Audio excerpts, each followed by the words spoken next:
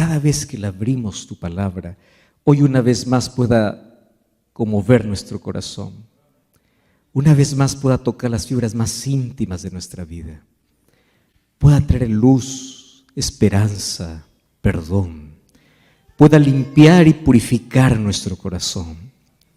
Y esta noche tu palabra, como espada viva, como espada de dos filos, pueda cortar todo lo malo de nuestra vida, como también pueda darnos el poder para deshacer y enfrentar todas las artimañas del maligno. Danos tu bendición. Bendice a cada persona que hoy está aquí en este templo, mas también a las cientos y miles de personas que nos acompañan desde diferentes países, aún teniendo diversos horarios. Este momento están dedicando un tiempo especial para poder estudiar tu palabra. Y queremos que tú nos puedas abrazar, nuestro corazón pueda ser lleno de esperanza, nuestros ojos puedan ser abiertos para ver que estamos en el tiempo del fin, pero también para estar preparados para ese grande día. Danos tu bendición en el nombre de Jesús. Amén y amén. Qué bueno es poder estar aquí. Este es nuestro segundo encuentro y hoy estamos listos para poder abrir la palabra del Señor. Y yo les dije ya en nuestro primer encuentro, que fue ayer, que durante toda estos días vamos a enfocarnos en solo 3 versículos, ¿verdad? Si ustedes recuerdan, entonces vamos al libro de Romanos, capítulo 13. Romanos, capítulo 13. Y vamos entonces allí a leer el versículo 11 y el versículo 12. Romanos, capítulo 13, versículo 11. Ayer ya nosotros comenzamos descifrando la primera parte, mas hoy una vez más vamos a leer. Dice el versículo 11: y esto, conociendo el tiempo, que es ya hora de levantarnos del sueño, porque ahora está más cerca de nosotros nuestra salvación que cuando creímos. La noche está avanzada y se acerca el día. Desechemos pues las obras de las tinieblas y vistámonos de las armas de la luz. Para hacer un breve repaso simplemente, ayer dijimos que nadie se despierta a menos que no conozca el tiempo. Conocer el tiempo es fundamental. Y en la Biblia nosotros tenemos a la profecía que nos marca exactamente en qué parte de la historia nos encontramos. Dentro del reloj profético, nosotros sabemos en qué momento estamos.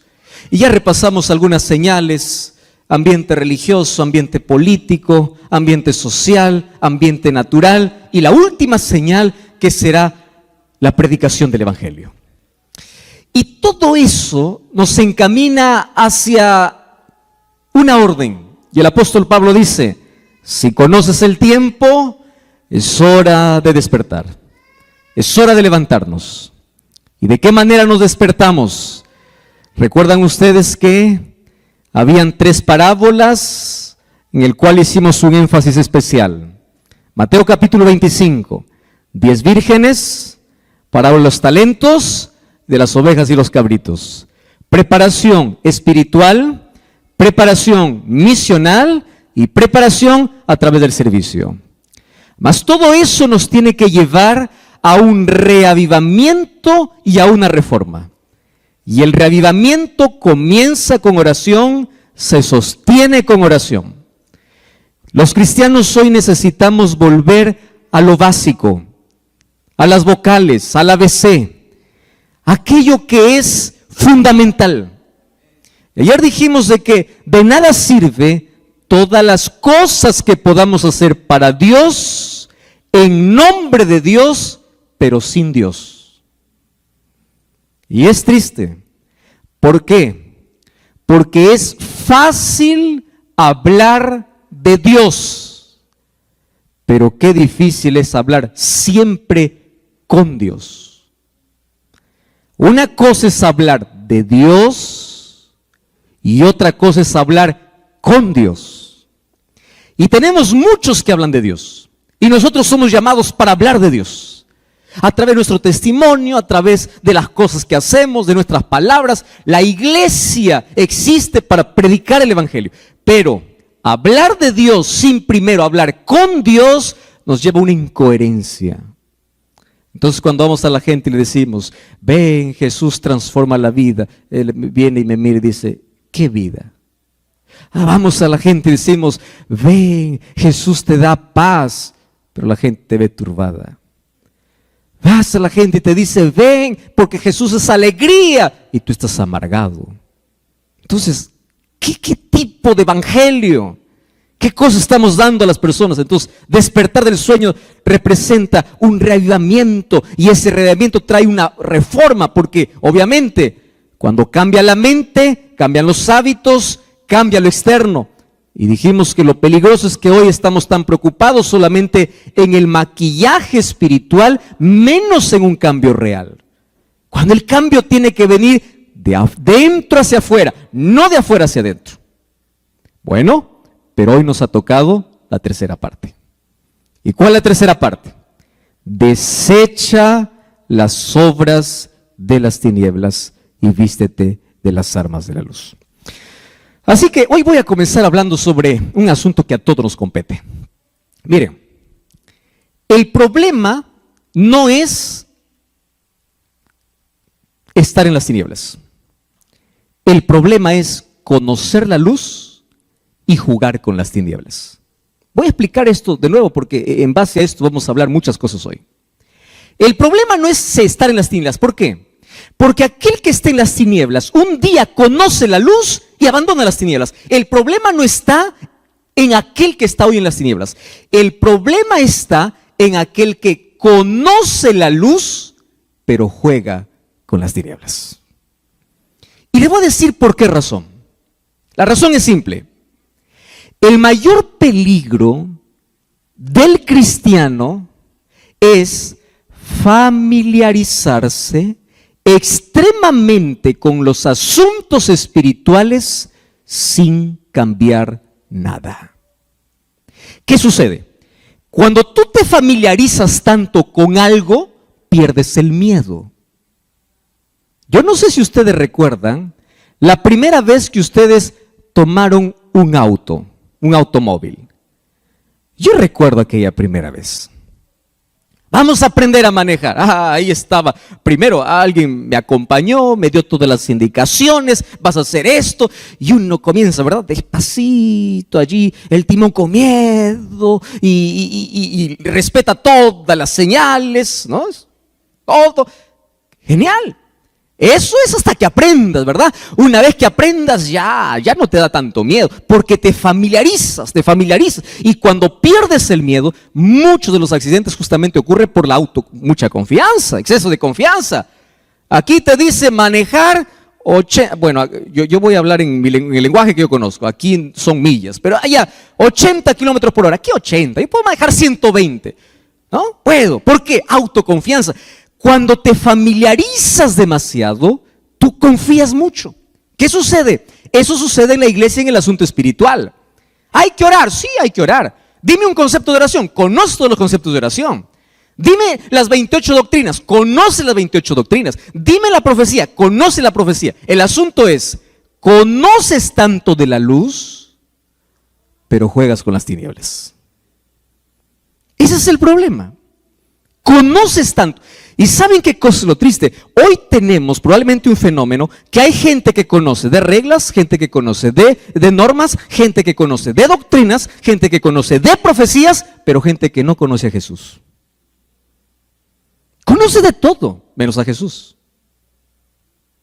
Tiene tanto conocimiento. Entonces el problema es que cuando tú te familiarizas tanto con un asunto sin cambiar, hay una palabra que a mí me da mucho temor, y es la palabra insensibilidad.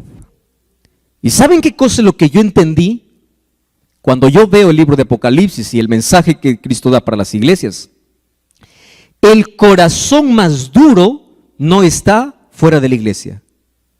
El corazón más duro está dentro de la iglesia. Tanto así que cuando Jesús dice, he aquí yo estoy a la puerta y llamo, ese texto bíblico no se aplica a aquel que está afuera. Ese texto se aplica a la iglesia. ¿Dónde está? Aquí estoy a la puerta y llamo. Apocalipsis 3:20. Apocalipsis 3, ¿de qué habla? Un mensaje a las 7 iglesias. ¿Para qué mensaje era? He aquí yo estoy a la puerta y llamo. Para la última iglesia. ¿Cómo se llama la última iglesia? La Odisea. ¿Quiénes forman la iglesia la Odisea? Nosotros. Entonces, el llamado no es de Jesús a aquel que anda en las tinieblas. He aquí yo estoy a la puerta y llamo. No, no, no.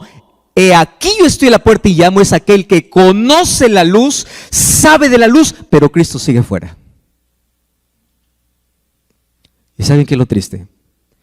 Cuando uno se acostumbra a escuchar la voz de Dios sin hacer nada para cambiar, ¿sabes qué pasa? Sucede más o menos como cuando tú te vas a trabajar al campo.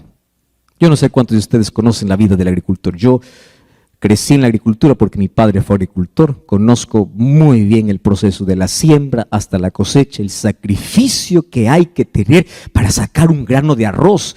Imagínalo, para sacar una papa, un tomate, todo ese proceso.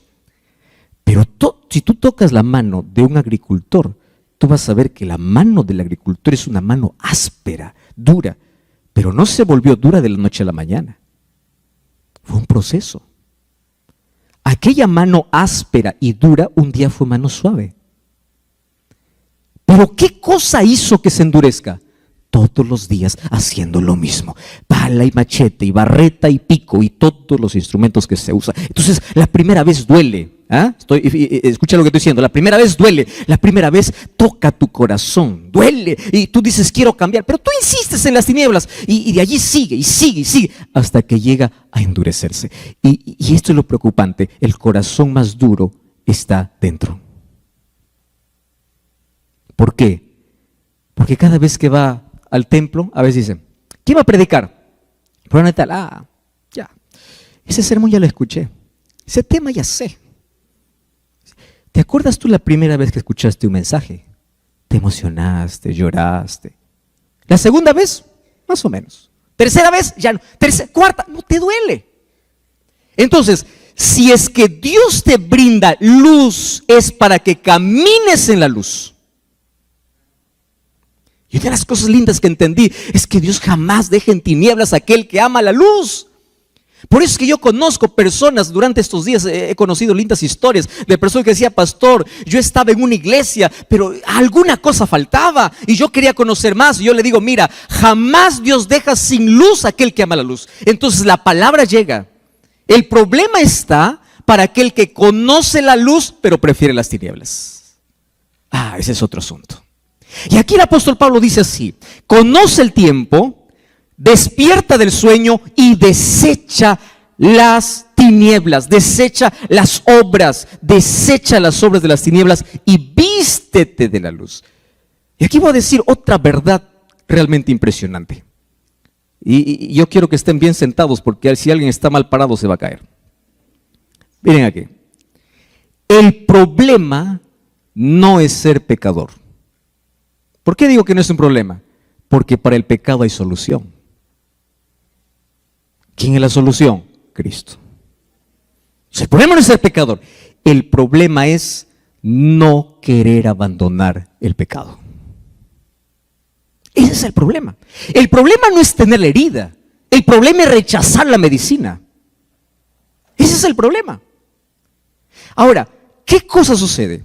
Satanás es astuto, es inteligente, él es y además es cobarde. Él nunca se presenta como él es. Él se esconde de lo más bonito y él ataca siempre los sentidos. Y él sabe de los 5 sentidos cuál es el que tú lo tienes más débil. Algunos son los ojos, otros son los oídos, otros es el gusto, otros son las manos, otros es el olfato. Y Satanás dice, ¿cómo es que yo puedo hacer que este que conoce la luz pueda jugar conmigo un ratito? Sentidos. ¿Cuál es el sentido que tiene más débil? Y él dice, y él no está probando, él sabe que cada pez tiene una carnada diferente. Entonces, la tentación para mí es diferente a la tentación para ti. Cada uno tiene una inclinación diferente. La Biblia eso lo llama concupiscencia o la inclinación que el ser humano tiene. Y Satanás viene para tentar. El asunto, el problema no es la tentación, el asunto es si cedemos o no cedemos a la tentación. Y para ello, el problema que tenemos es que no hemos aprendido a educar nuestros sentidos. ¿Quieren para hacerles un ejemplo práctico? Práctico, ¿eh? No comas eso, te hace daño. Ah, pero el gusto es superior, ¿no? ¿Cómo lo disfrazas? Pues ya lo hay que morir. Y le bandas. Eso no veas, te hace daño. Ah, pero es mi vida. Eso no toques, eso no frecuentes, no vayas allí.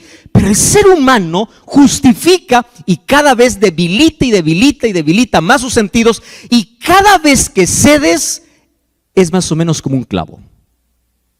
¿Lo has visto?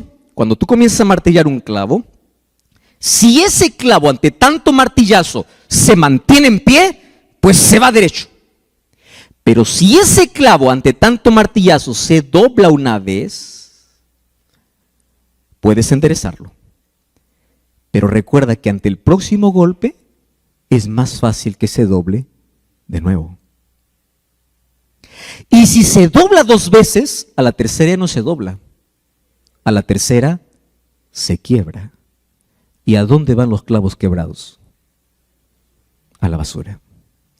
Satanás conoce muy bien cómo hacer para tentar. Y él no pierde tiempo. Él dice, ¿qué cosa es lo que le gusta? Y ahí aparece con todas sus propuestas. Y Satanás apenas quiere un espacio, quiere algo pequeño en la vida. Él no quiere un cuarto en tu casa, él quiere apenas 10 centímetros. Entonces mira, escúchame aquí, todos somos pecadores, pastor, sí, todos somos. Yo soy pecador, soy, tú también. Todos somos pecadores. Delante de Cristo no existe encargo, no existe función, no existe que el pastor está aquí, que el líder está aquí, que el anciano está aquí. No, todos somos pecadores. Pero ojo con lo que te voy a decir ahora. El problema del pecado no está en que seamos pecadores, está en que el ser humano se aferra donde no debe. Hay solución para el pecador. Lo que no hay solución es para aquel que se aferra al pecado. Y allí comienza la justificación, ¿no? Dios me ama como soy. Es muy bonito decir eso, y es verdad. Dios te ama como eres. Nunca lo dudes de eso. Puedes caer 10,000 veces y el amor de Dios va a seguir intacto. Pero hay un problema. Dios te ama a ti, no lo que haces. Y si realmente tú te bañas de la gracia salvadora de Jesús, el Dios que te ama es el Dios que te transforma. Porque como dije ayer, Dios te acepta como llegas, pero no te deja como estás.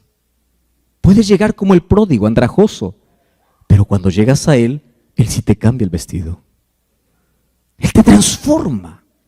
¿Y Satanás qué cosa busca? Ensuciarnos para ceder y ceder y ceder. Esa figura la encontramos desde Faraón. Un día cuando Moisés dijo, el pueblo necesita ir a adorar, Faraón dijo, vayan solo los muchachos, o dejen sus muchachos, vayan solo los adultos. Y ahí me encanta porque en el libro de Éxodo capítulo 10 versículo 26, Moisés le mira a Faraón y le dice así, no te equivoques, Faraón, nosotros vamos a adorar a Dios, vamos con nuestras mujeres, con nuestros hijos, vamos con lo que tenemos. Aquí en Egipto no quedará ni una pezuña.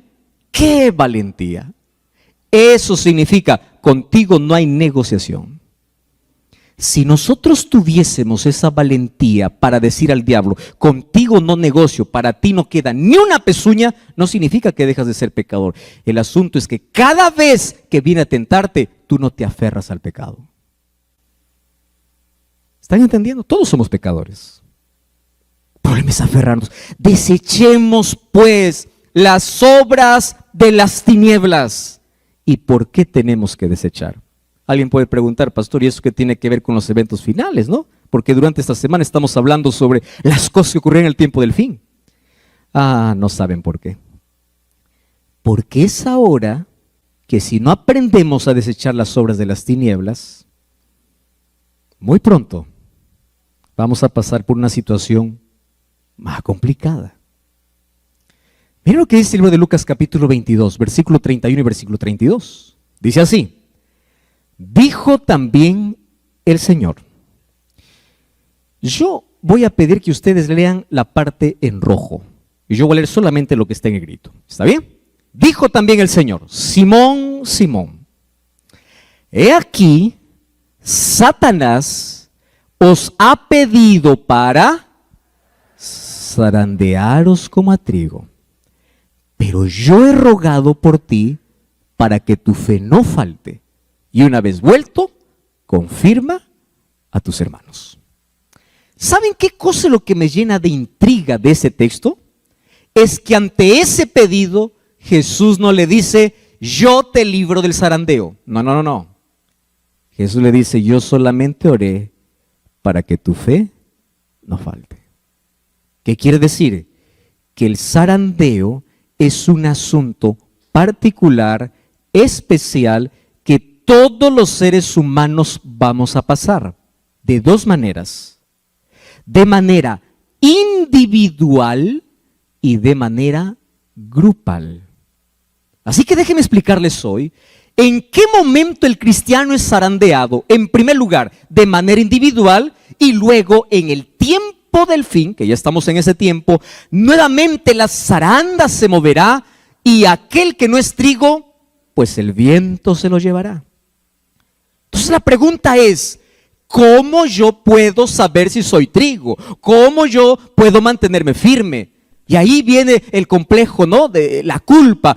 Es que yo soy pecador, es que yo soy débil, es que yo soy tentado, es que yo no puedo. Hoy vamos a entender un poquito cómo es el asunto del zarandeo. Yo quiero que ustedes entiendan, el asunto del zarandeo es la mayor realidad que cada día la iglesia vive. Una vez más, de manera individual está sucediendo ahora. Y de manera grupal va a suceder de aquí a poco. Justamente antes de que Dios derrame la lluvia tardía. Eso será nuestro tema del sábado. O sea, en la lluvia tardía ya estará seleccionado, ¿qué cosa? El trigo. Y aquellos que recibirán el poder del Espíritu Santo para el mayor Pentecostés de la historia, mayor que el primer Pentecostés, serán aquellos que han sido sacudidos, pero se han mantenido firmes. Porque el cristiano, antes de poder esperar o antes de poder ir al cielo, primero es sacudido para ver cuál es su intención, cuál es su motivación, qué tiene en el corazón. Porque es fácil ser cristiano y ir a una iglesia, tener la Biblia bajo el brazo y decir: amo a Cristo, aleluya, amén, gloria a Dios. Pero ¿qué sucede cuando viene la zaranda? ¿Qué sucede cuando viene el viento? ¿Qué sucede cuando viene el problema? ¿Dónde está tu fe? Y escúchame bien lo que te voy a decir ahora. Si tu fe no es capaz de sostenerte en los días más oscuros de tu vida, evalúa tu fe. Porque es la fe. Jesús nunca prometió que sus hijos nunca pasarían por problemas. El falso evangelio, ¿cuál es? Ven a Jesús, tus problemas acabarán. Eso es falso. Dios tiene poder para restaurar, sí. Dios tiene poder para curar, sí. Pero nunca Dios te ha prometido que si vas a Él, tus problemas acaban. Al contrario, Jesús te dice: el que quiere ser mi discípulo, venga, pero tome su cruz y sígame. Y feliz es aquel que entiende que aunque el cristianismo tiene una corona al final de su carrera, antes de la corona, primero tiene una cruz para el camino. Ahora, ¿qué es el zarandeo individual? Aquí vamos a responder algunas preguntas. Primero, ¿quién produce el zarandeo? Según el texto que hemos leído, Jesús dice: Satanás ha pedido. Pero en esta tarde vamos a entender que el zarandeo individual tiene dos dimensiones. La primera dimensión se llama el zarandeo producido por Dios mismo. Pastor, ¿es posible que Dios pueda zarandear? Sí. ¿Y a qué lo llamamos el zarandeo divino? El zarandeo divino es el proceso por el cual Dios quiere hacer brillar su carácter en tu vida. Y lo voy a hacer en 2 ejemplos. Dice que una vez se le preguntaron a un joyero, ¿cuándo es que el oro es oro puro? Y el joyero respondió lo siguiente: cuando puedo ver mi rostro reflejado en el oro. Pero para que el oro pueda reflejar el rostro de aquel que lo tiene que pasar por un proceso. Y ese proceso se llama fuego. Cuando nosotros enfrentamos el fuego, existen 2 tipos de personas. Personas tipo oro y personas tipo leña. ¿Qué sucede cuando tú colocas leña al fuego? ¿Cómo termina ese pedazo de leña? Por más fuerte que haya sido, cenizas. ¿Qué sucede cuando colocas el oro en el fuego? Más fuego, más brilla. La pregunta es, ¿quién eres? ¿Oro o leña? Porque puede ser que en algunos casos nuestra fe se deshaga ante la primera prueba de la vida. Y quiero que sepas que la Biblia sí habla de que Dios sí prueba a sus hijos. Es bíblico. Dios permite que sus hijos pasen por el desierto, pero Él los acompaña. Eso es bíblico. Dios permite que sus hijos entren al horno de fuego, pero Él los acompaña. Él nunca te prometió que no pasarás por el desierto, que no pasarás por el horno. Él te prometió: estaré contigo en el desierto y en el horno. Pero hay algo que no puede evitar: que tú pases. ¿Y por qué razón Dios quiere llevarnos allí? Hermanos, por una razón simple. Porque hay tanta cosa que Dios quiere quitar de nuestro corazón y el ser humano no aprende a la buena. Quiero que ustedes entiendan esto. Y esto lo aprendemos desde niños. Dile a un niñito: no metas tu dedo allá en el enchufe. Mientras más le digas no, él tiene más ganas de meter. ¿Es así o no? Lo digo porque a mí me ha pasado. Es peligroso. Ay, pero quiero probar. ¿Por qué es peligroso? Claro, cuando crecemos ya no metemos el dedo al enchufe, pero metemos a otras cosas. Y comenzamos a jugar con el peligro. ¿Verdad? Ante los no parece que nosotros somos impulsados y queremos. Entonces, ¿qué cosa tiene que hacer Dios? Para salvarnos, a veces tiene que pararse como un padre y decir: eso no. Y si tú realmente me amas, yo voy a permitir, te voy a llevar al desierto, te voy a llevar al horno y vamos a pasar juntos. Pero quiero una cosa: que en el horno tú no te sueltes de mi mano. Yo prometo estar contigo, pero tú no te sueltes. No te sueltes. Entonces, cuando la gente dice: pastor, estoy pasando por crisis, problemas, enfermedad, dolor, conocí a Jesús y un problema tras otro, le digo: bienvenido al horno, pero no te sueltes, va a pasar. No es eterno, pero mientras pasa parece que es eterno. Pero aférrate. ¿Y por qué razón? Porque para que Dios pueda quitar el mayor problema del ser humano y nos enseñe a depender, quiero que sepas que las lecciones más poderosas de la vida no lo aprendemos en la prosperidad. ¿Sabes cuándo lo aprendemos? En la dificultad. ¿Cuándo oras más tiempo delante de Dios? Cuando tienes todo, cuando no tienes nada. ¿Por qué? Porque así somos. Dios quiere arrancar el cáncer.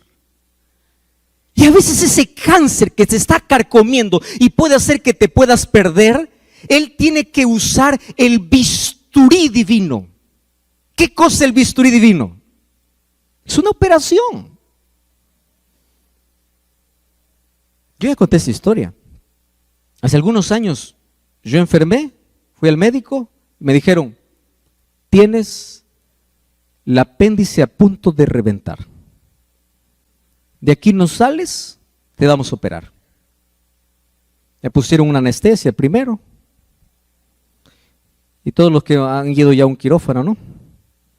Ve todos los cuchillos que le van a meter ahí. Yo lo llamo cuchillo, pero tiene su nombre, obviamente, ¿no? Todas las cosas.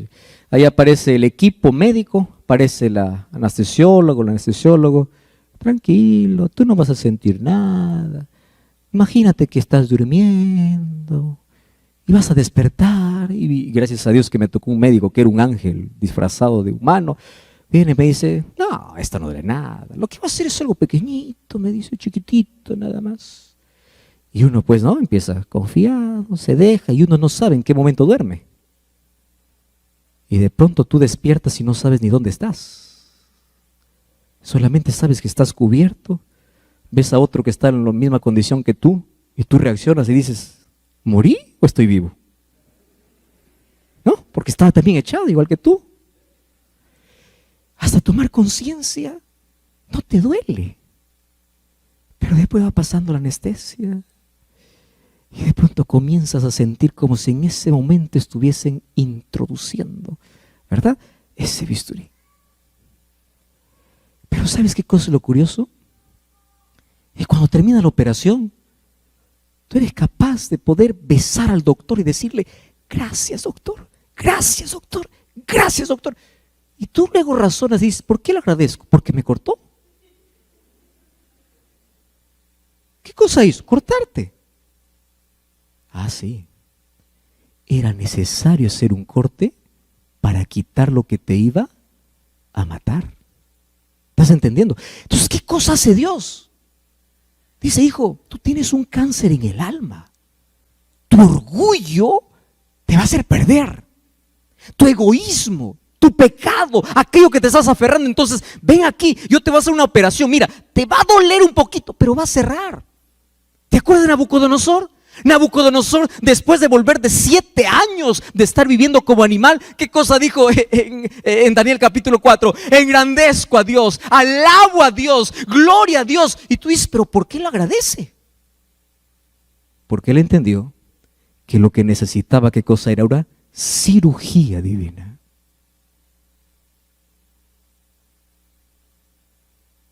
Entonces, la primera fase del zarandeo individual, ¿en qué consiste? En que las pruebas son necesarias. Entonces cuando te vaya así todo mal, parece que Dios no te escucha. ¿Viste? Aquella sensación que el ser humano tiene, ¿no? Pastor, Dios ya no me escucha. Y a mí me duele. ¿Sabes por qué? Porque yo también lo he sentido. Llega un momento en la vida en que te va mal y mal y mal y mal y parece que oras y Dios parece que está en silencio, en silencio.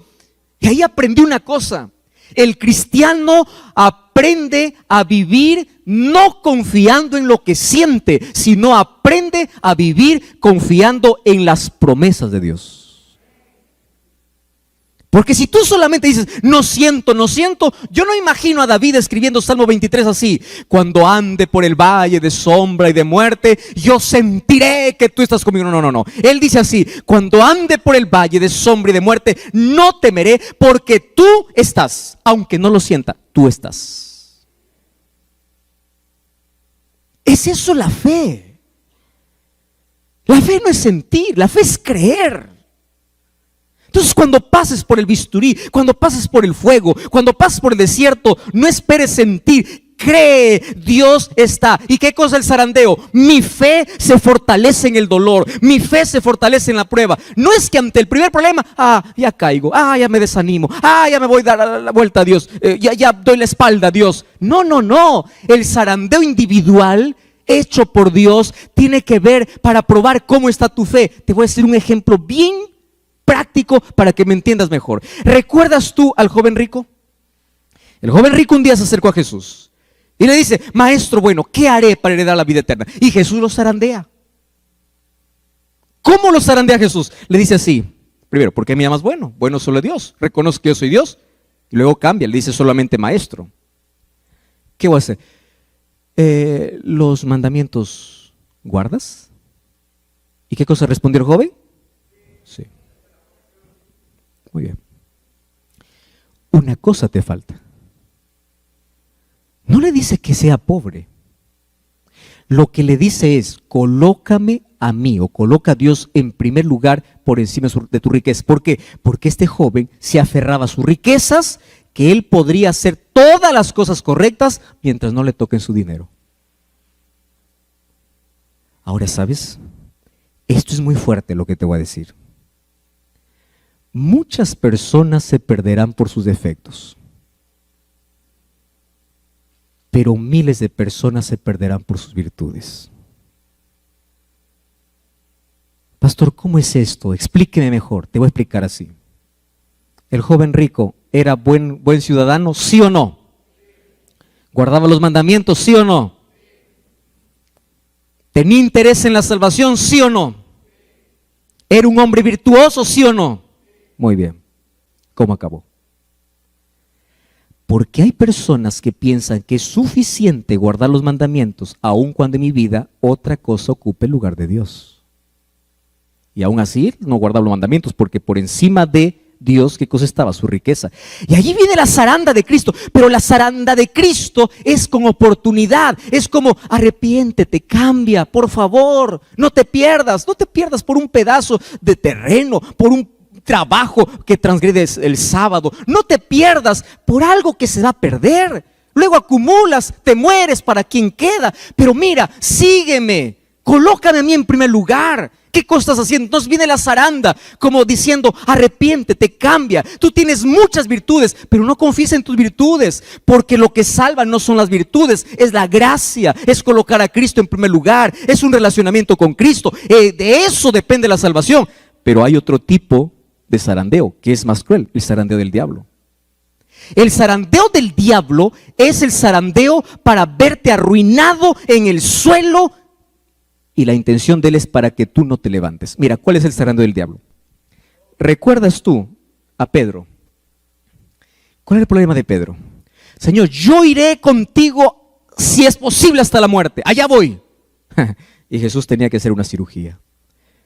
Y porque Jesús tenía que hacer una cirugía en el corazón de Pedro, ¿qué cosa hizo? Permitió que ahora Satanás mismo lo pueda zarandear. Por eso es que le dice, mira Pedro, Satanás me ha pedido, pero yo he orado por ti, para que tu fe no falte. ¿Cómo fue la zaranda? El orgullo. Yo, Señor, yo. Tú estás equivocado, todos se escandalizarán, menos yo. Yo voy a estar contigo hasta la muerte. Hasta que llega un momento en que Jesús sale del Getsemaní, y allí vienen todos para prender a Jesús. Y lo primero que hace Pedro, ¿qué cosa es? Sacar la espada, defender a Jesús y quitar la cabeza a alguien. Saca la espada y todo lo que consigue es cortar una oreja. Y cuando corta la oreja, yo imagino, porque ustedes saben que un orgulloso cuando hace algo quiere que todo el mundo le aplauda, ¿no? Yo imagino que Pedro estaba diciendo, ¿viste lo que hice por ti? Una oreja es algo, ¿no? ¿Me vas a aplaudir o no? ¿Cómo es el asunto ahora? Y Jesús, en lugar de aplaudirle, le mira y le reprende. Pedro, guarda tu espada. Lo que tú has hecho no está bien. Eso no es correcto. ¿Sabes qué se llama eso? Herir el orgullo. O sea, lo que yo hago no vale nada. Ay, dile eso a un orgulloso. ¿Cómo duele? ¿Cómo duele? ¿Sabes qué pasó a partir de ese momento? ¿Sabe lo que dice el Espíritu de Profecía? Que allí Pedro vivió la mayor decepción.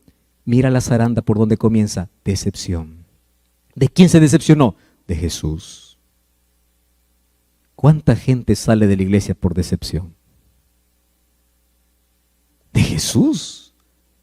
O sea, yo estoy por defenderle y él no me apoya, él me reprende, y allí empieza a guardar el rencor. Y de allí, a partir de allí tú lo vas a ver a Pedro ya no cerca de Jesús. ¿Qué cosa dice? Pedro le seguía a Jesús ¿cómo? De lejos. Se decepcionó. ¿Cuántas heridas tienes en tu corazón? Es que el anciano me dijo, es que el pastor me miró mal, es que fulano de tal no me saludó. Si supiera lo que me hicieron. Decepción. Y vas guardando cositas ahí en tu corazón, ¿no? Fulano y fulano, y piensas que todo el mundo está en contra de ti, hasta que llega un momento en que tú tienes que testificar de Jesús y en ese momento dices, yo no soy más, ya no más, no lo conozco, no lo conozco. Ay, ahí Satanás aprovechó.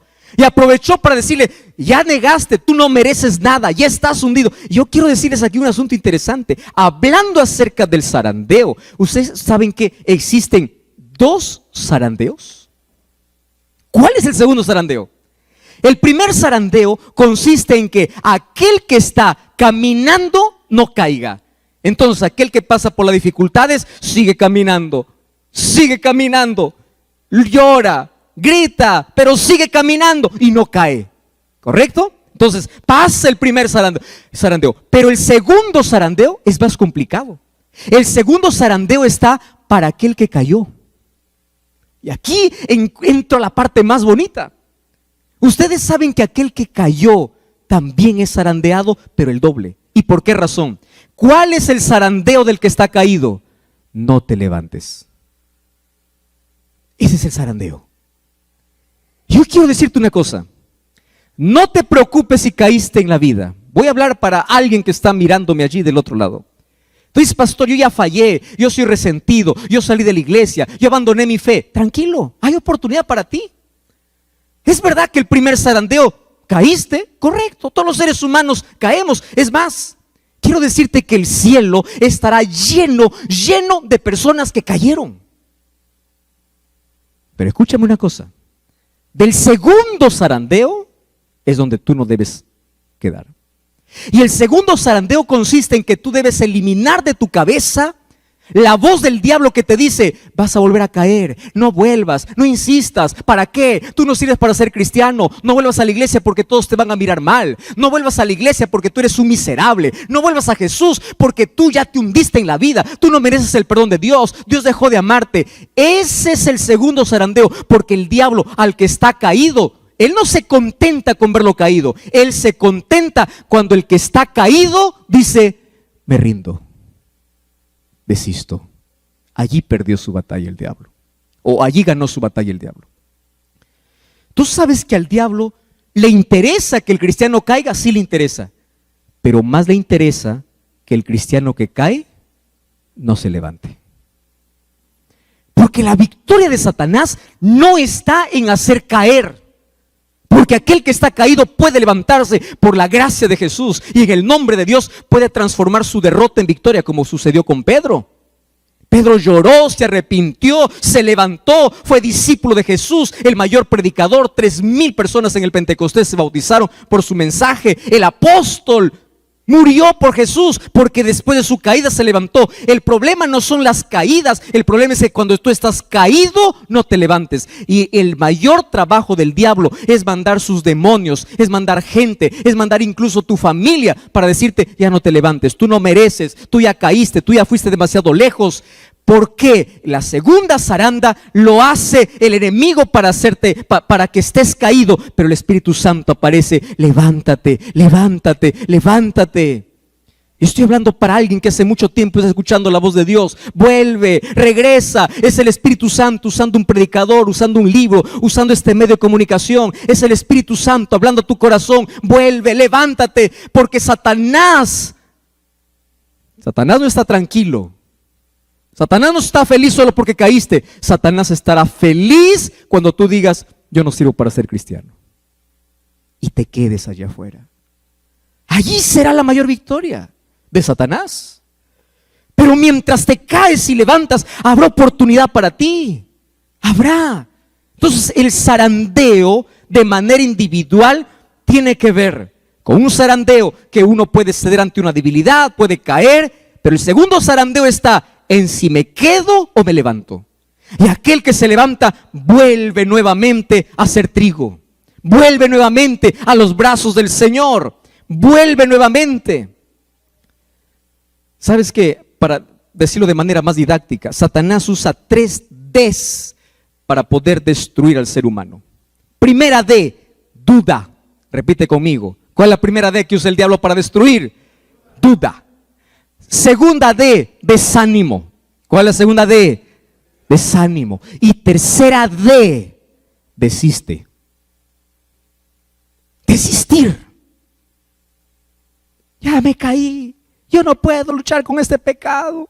Yo siempre caigo. Levántate. La vida es de caídas y levantadas. Y en una de esas, vístete de la gracia de Cristo, aférrate a Cristo, no abandone el pecado y dile: Señor, yo no puedo, yo soy débil, pero tú puedes hacer lo que yo no puedo. Y el Señor va cambiando, va transformando tu carácter, tu vicio, tu problema, tu gusto, tu preferencia. No hay nada que Dios no pueda cambiar. El asunto es que no te quedes allí, porque de ese primer zarandeo tú puedes levantarte y convertir tu mayor derrota en tu mayor victoria. Claro que puedes. Porque ¿qué sucede? A aquellos que no están preparados para eso, va a venir un segundo zarandeo. Y ese zarandeo es el zarandeo en conjunto para toda la iglesia. ¿Saben cuándo ocurrirá esto? No es que ocurrirá, ya está ocurriendo.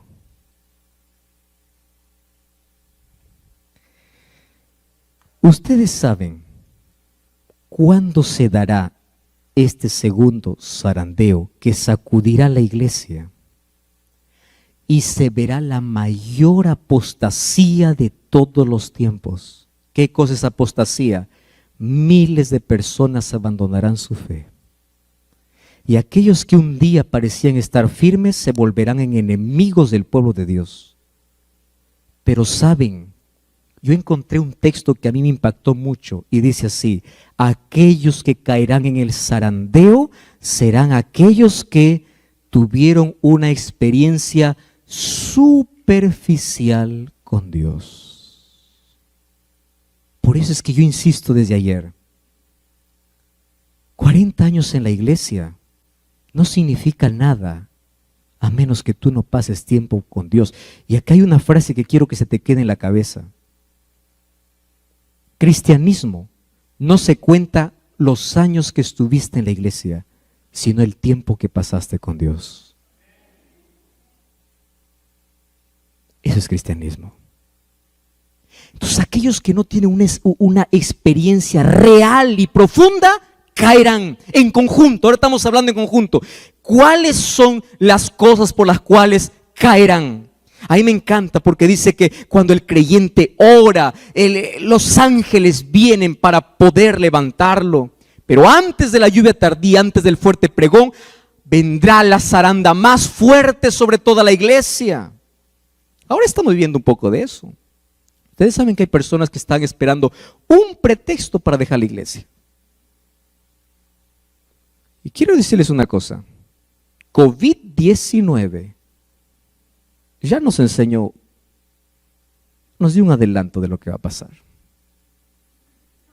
Iglesias de 300 miembros, ahora solo hay 100. ¿Dónde están los 200? Estaban esperando solo una oportunidad. Y todavía no estamos en la zaranda fuerte. Para que ustedes entiendan que el remanente de Dios no se trata de multitudes. Ahora, 4 cosas por el cual vendrá el zarandeo. Número 1. ¿Leen conmigo? Descuido e indiferencia. Miren ese texto. En el zarandeo, algunos fueron dejados al lado del camino. ¿Quiénes fueron dejados al lado del camino? ¿Qué dice allí lo que está en rojo? ¿Pueden ustedes leer conmigo? Los descuidados e indiferentes que no se unieron con quienes apreciaban la victoria y la salvación, lo bastante para perseverar. ¿Cómo tenían que perseverar? Orando angustiosamente por ellos, no lo obtuvieron. ¿Qué no obtuvieron? La victoria. Y quedaron rezagados, ¿dónde? En las tinieblas. Y esta es la parte que más duele, ¿verdad? ¿Qué cosa dice? Y sus sitios fueron ocupados por otros que se unían a las filas de quienes habían aceptado la verdad. Ustedes saben por qué el cielo estará lleno de sorpresas. Porque en el cielo buscaremos a gente que creíamos que ya está salvo y no estará. Y en el cielo encontraremos a gente que ni imaginamos que se salvaron. Y estarán allí. Pero esto no es para alguien que está escuchando, entonces yo espero el último momento. Espera un momento ahí. Tú estás dando cuenta por cada oportunidad que desperdicies la salvación. En el tiempo final, otros ocuparán los lugares de aquellos que no soportan, ¿qué cosa? La zaranda, el zarandeo. Y ahora fíjate, ¿cuál es la primera razón por la cual muchos en este zarandeo van a mostrarse no como trigo, sino como vano? Yo no sé si ustedes entienden la figura de la zaranda, ¿no? La zaranda, ¿qué cosa es la zaranda? La zaranda es un instrumento que se usa para poder separar el trigo de todo lo que no es. Puede ser vano, puede ser solo fruto o la espiga no dio fruto. Los que sembramos o los que conocemos del arroz, existe un asunto que no es la zaranda, sino es ventear, cuando después de poder cosechar, colocas en una carpa todos los granos y comienzas con alguna cosa a ventear. Es el viento que lleva todo lo que no es grano. Entonces sucede en la iglesia lo mismo. Van a venir tempestades. Y ustedes van a escuchar de aquí a poco tempestades dentro de la iglesia. Y personas que estuvieron allí mirando solo al anciano, mirando al pastor, se van a decepcionar. Porque las personas no aprendieron a mirar a Jesús. Las personas por descuido, indiferencia, serán llevados por el viento. Número 2. ¿Qué cosa dice? Persecución y ley dominical. De esto vamos a hablar un poquito mañana, pero apenas un adelanto. Todos los que me siguen, dijo Jesús, padecerán persecución. Y la ley dominical no es un asunto lejano. ¿Qué cosa es la ley dominical? De aquí en poco, en breve, se van a unir dos poderes sobre la tierra para poder declarar que toda la humanidad pueda guardar un solo día de descanso. ¿Ustedes lo ven eso lejano? No. Les voy a dar un ejemplo simple. Averigüen allí en internet, o si ustedes, yo tengo el libro en físico, la encíclica del Papa Francisco, que se llama Laudato Si. Así se llama. ¿Saben qué dice Laudato Si? Vamos a trabajar para cuidar el medio ambiente, cuidar nuestra casa. ¿Suena bonito el discurso o no? Claro. Lo acepta el religioso y también el que no es. ¿Quién puede estar en contra de cuidar la naturaleza? Nadie. Pero ¿saben qué propone? Necesitamos descansar un día a la semana. ¿Y qué día? Domingo. Ahora, esto cada vez se va a venir con mayor fuerza.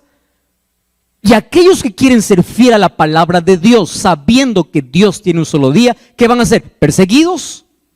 Pero esta ley no vendrá primero como imposición, primero vendrá como ofertas.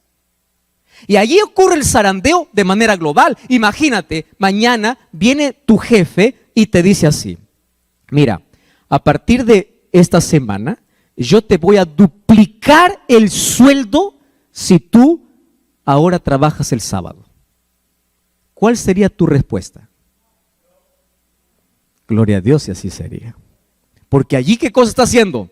Zarandeado. O es Dios o es el dinero. ¿Verdad? Exactamente. Ahora, ¿pero qué me dices de personas que ahora ya están negociando su fe? Ahora. Entonces eran los primeros en aceptar las ofertas. Primeros. Pero luego vendrá una imposición. Y la imposición será: si no haces esto, tú vas a ser despedido. Y hay mucha gente que dice: pues Dios comprenderá, ¿verdad? Y en nombre del Dios comprenderá, van a romper todos los principios bíblicos. Ahora, ¿qué cosa sucederá? Allí, escuchen aquí, será la mayor zaranda, el mayor zarandeo. ¿Por qué? Porque miles y miles y miles de personas preferirán puestos, trabajo, dinero, posición, antes que obedecer a Dios. para que cuando llegue ese día tú puedas tener claro cuál es tu respuesta. Ahora vienen pequeñas pruebitas. ¿Te ha pasado o no? Pequeñas. ¿Eres fiel allí? Tercero, rechazo al mensaje de la Odisea. Miren, en la persecución y ley dominical, pronto los hijos de Dios serán probados por intensas pruebas, y muchos de aquellos que ahora parecen ser sinceros y fieles, que dice allí, resultarán ser vil metal. En vez de ser fortalecidos y confirmados por la oposición, las amenazas y los ultrajes, se pondrán cobardemente del lado de los opositores. Tercero, rechazo a la Odisea, al mensaje de la Odisea. Los que perseveran en su, ¿qué cosa dice allí? Indiferencia. Y no reciben la amonestación de Cristo en el mensaje de la Odisea, ¿qué cosas serán? Vomitados. ¿Qué significa vomitados? Despedidos del cuerpo de Cristo, ¿cuándo? En el tiempo del zarandeo. ¿Qué cosa está diciendo? ¿Cuál es el mensaje a la Odisea? No juegues a ser cristiano. ¿Cuál es el mensaje a la Odisea? Ojalá fueses frío. O eres caliente, pero no eres ni frío ni caliente. ¿Qué cosa eres? Tibio. Estás en medio. Dices una cosa, haces otra cosa. El sábado vienes a la iglesia, cantas al Señor, con esa misma boca que alabas al Señor, el domingo estás insultando. Estás maltratando. Tibio. Rechazo el mensaje por la indiferencia. El asunto es que se acostumbraron a escuchar tantas veces el mensaje de Dios y lo peor es que ellos se conformaron con su estado espiritual. Hay gente que se conforma. Así será, pues. Así. Así moriré, pastor. Así. No hay cambios. Finalmente, fíjense lo que dice aquí. Conocimiento superficial. ¿Qué es conocimiento superficial? En lo porvenir, las supersticiones satánicas, ¿qué cosa dice? Cobrarán formas nuevas. El error será presentado de un modo agradable y halagueño. Falsas teorías revestidas de luz serán presentadas al pueblo de Dios. Así procurará Satanás engañar a los mismos escogidos si fuera posible. Eso dijo Jesús en Mateo 24. Y se ejercerán influencias extremadamente seductoras. Y esa frase hay que tener en cuenta. ¿Qué dice? Se hipnotizarán las mentes. ¿Saben que eso ya se está cumpliendo hoy? Satanás está vendiendo toda la filosofía a través de películas y música. Y de manera camuflada está entrando a nuestra cabeza cosas que hay gente que cree más en una película que en la Biblia. Yo he preguntado a muchas personas, por ejemplo, diciendo, ¿por qué crees en el rapto secreto? Y la mayoría no me sostiene con la Biblia. Me sostiene con películas de Hollywood.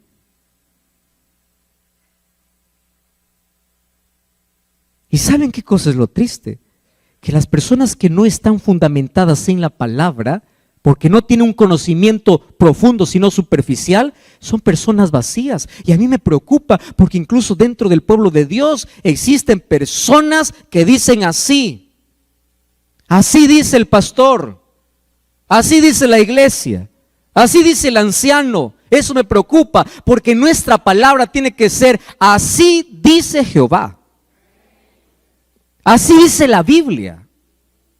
No es lo que diga alguien. Lo que diga alguien tiene que confirmar lo que la Biblia dice. Pero hay tantos grupos hoy que se desunen a la iglesia. Que este color, que así, que el peinado así, que la caminada así, que el rostro así, que esto así, esto no me gusta, que esto sí me gusta. ¿Quién dice? Así dice el pastor fulano, así dice el pastor. No. Así dice la palabra. Si tu preferencia o lo que dices no está basada en la palabra, pues... Y una de las cosas tristes es que hoy nuestras Biblias están cerradas. No estoy hablando dentro del mundo secular, dentro del propio pueblo de Dios. Qué tristes que cristianos apenas leen el versículo que se da en el culto divino y la Biblia se mantiene cerrada por 7 días más. Queridos, va a llegar un momento, y ese momento comenzó. Dios está, ¿cuándo? Ahora, zarandeando a su pueblo. ¿Por qué lo zarandea? Probando sus propósitos y motivos. Muchos serán solamente cual el tamo y no el trigo, por lo tanto no hay valor en ellos. Satanás obrará milagros para engañar, ensalzará su poder como supremo. Puede parecer que la iglesia está por caer, pero no cae, permanece. Mientras los pecadores de Sión serán zarandeados y arrojados fuera, la paja será separada del trigo precioso. Mucho cuidado, tú no eres el que hace el zarandeo, es Dios. Tú no puedes decir él es trigo y él es cizaña. No, eso es el trabajo de Dios, no es tu trabajo. Tu trabajo es aferrarte a Cristo para ser trigo. Esta es una prueba terrible y sin embargo debe ocurrir. Nadie sino aquellos que han estado venciendo por medio de la sangre del Cordero y de la palabra de su testimonio serán hallados con los que son leales a la verdad, sin mancha ninguna de pecado, sin engaño en su boca. Debemos ser despojados de nuestra propia justicia y vestidos con la justicia de Cristo. Por eso, ¿qué cosa dice Romanos 13? Desechemos las obras de las tinieblas. ¿Y qué dice? Vistámonos de las armas de la luz. ¿Qué cosa vestirse de las armas de la luz? Vestirse de la justicia de Jesús. Y esta noche quiero decirles, todos podemos caer. El apóstol Pablo decía, el que piense estar firme, mire que no caiga. Nunca te escandalices por el error de tu prójimo. Nunca. Nunca apuntes con el dedo el pecado de alguien sin antes haber orado y conversado con él con amor. El que piense estar firme, mire que no caiga. La única manera de mantenernos en Cristo, y como dice el texto, nuestras victorias no son por nuestra capacidad, por nuestros títulos. Nuestra victoria no es por nuestra experiencia y nuestros años en la iglesia. Nuestras victorias son por la sangre del Cordero y de la palabra de su testimonio. No confíes en ti, ni tu experiencia, ni en tus grados, ni en tus títulos. Confía en la justicia de Jesús. ¿Saben?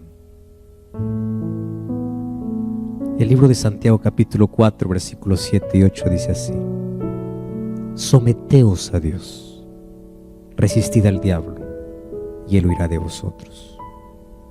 Queridos hermanos, las pequeñas victorias que tengamos sobre el pecado cada día, pequeñitas, son aquellas que nos garantizan que ante las mayores pruebas nos seguiremos manteniendo de pie. Pero para soportar las pequeñitas necesitas una cosa: aférrate a Cristo. Vive para Cristo. Ustedes saben que el diablo se ríe del mejor orador, del mejor predicador, del mejor líder, del mejor pastor, del mejor que puede saber tanto.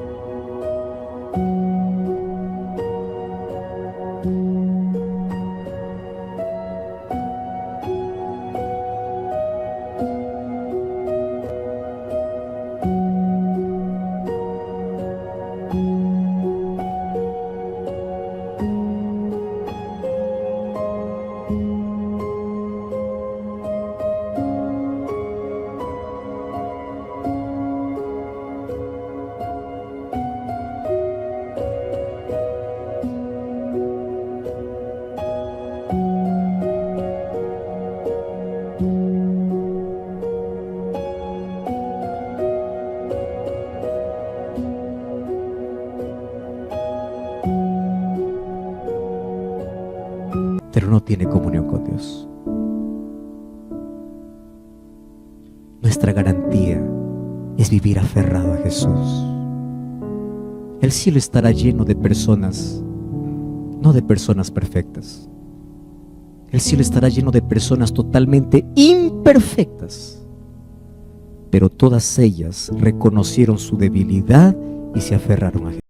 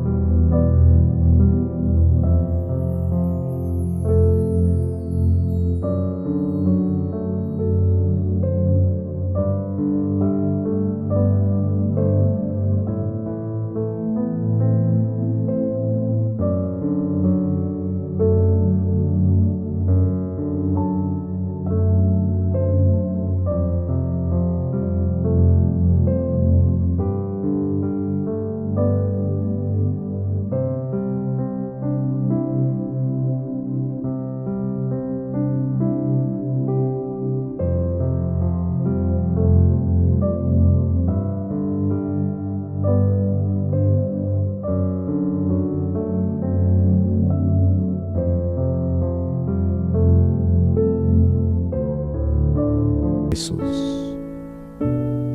Y aquel que reconoce su debilidad y se aferra, se somete a Dios, resiste al diablo. Y el diablo sabe que aquel que está con Cristo, él no puede derrotarlo. ¿Sabes qué es lo único que hace el diablo para hacerte caer? Primero tiene que separarte de Jesús. Y ojo con lo que te voy a decir. Separarse de Jesús no significa salir de la iglesia. No. Separarse de Jesús es dejar de orar, dejar de leer la Biblia. Hay tanta gente dentro de la iglesia que está separada de Jesús. Y cuando llegue todos estos momentos finales de la historia, que cada vez la crisis va a ser mayor, muchos caerán. Pero a mí me encanta la oración de Jesús. Pedro, María, José, Luis, Sara, Raquel, yo he orado para que tu fe no falte. Y esta noche yo quiero hacerte un llamado. ¿Y sabes cuál es mi llamado? Satanás va a poner toda distracción para que separes tus ojos de Jesús. Mi invitación esta noche es: vuelve a mirar a Jesús. Mira a Jesús. Solo en Él pon tu fe. Hoy probablemente estás mirando otras cosas, te estás distrayendo. Vuelve a Jesús. Vuelve a Jesús. Mira a Jesús. No mires lo que hace el pastor, ni lo que hace el líder, ni lo que hace fulano, no importa cuánta referencia sea, todos somos imperfectos. Mira a Jesús. Si no quieres hundirte como Pedro en las aguas profundas, no dejes de mirar a Jesús. pero te voy a dar un consejo más.